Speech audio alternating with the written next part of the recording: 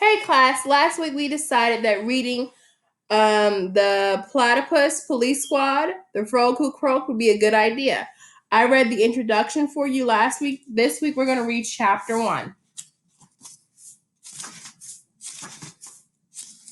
Chapter 1 is called The Zingo House and it's at 6:45 a.m.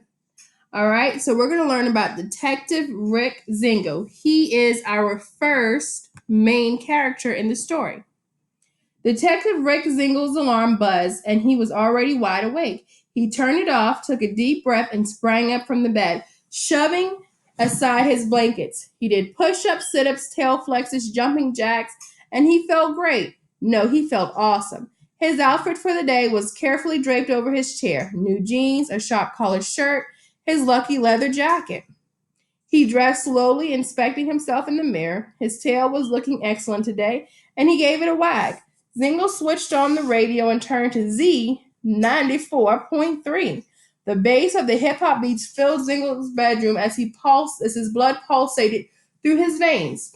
He opened the window, letting fresh air stream into his well-organized, enormous, immaculate room. The familiar view from the second-floor bedroom sprawled out before him.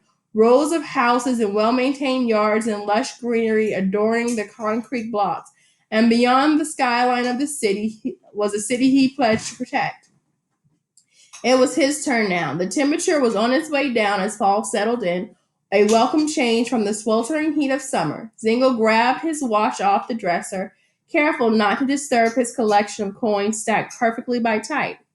The bathroom was outfitted with the latest high-tech furnishings from his father's home remodeling company. Zingle brushed his mouthpiece, polished his bill, and then opened the vanity mirror, selecting one of the neatly placed bottles of fur product. He squeezed a dab out onto his weld flipper, and with a quick flip of his tufts of his hair, he was ready for the day.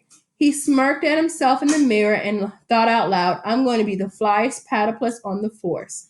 He struck a few poses, imagining how he'd look to the bad guys when he took them down. "Honey," Zingo's mother shouted as he turned to go down the stairs, "you're going to be late." So you can see him, he's getting ready for his first day on the job. He's very excited. And he is our main character. He lives in Kalamazoo City, and that is the setting of our story. Let's learn some more. "Ma, I'm ready."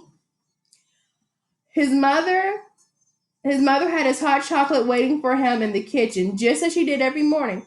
"I'm sorry, sweetheart. I know how much this day means to you. Look, I put your hot chocolate in your favorite mug."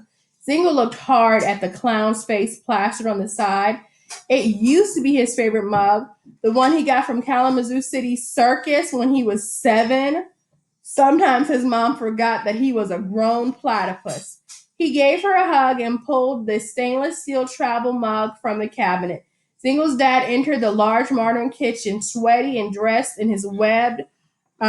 from his head to his webbed toe in running gear. You can see the picture right there of his mom and him and his dad sitting at the breakfast table. The morning newspaper sat in a pile on the kitchen table, the crossword puzzle already completed.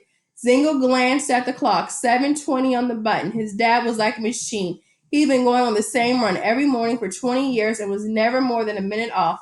"Finally up, lazy bones? Today's the big day, isn't it?" Zingle's dad toweled himself off as Zingle's mom gave him a glass of iced water. "Shouldn't you get moving? It's your first day on the force after all. Remember, if you're not 15 minutes early, you're 15 minutes late." "I've got time, Dad. The precinct is only 10 minutes away." Zingle tipped the milk to fill his cereal bowl, but poured too much, spilling milk across the counter. "Oh, man. I'll get that, honey." His mom was quick with the sponge, wiping down the counter. "Here, let me." She poured him a new bowl of Fruity Pops and put it on the table, where wheat toast and a glass of orange juice was already waiting. "Sit, dear. You'll need a good meal to start your day." Zingle chomped away, trying to ignore the commercial blaring on the TV.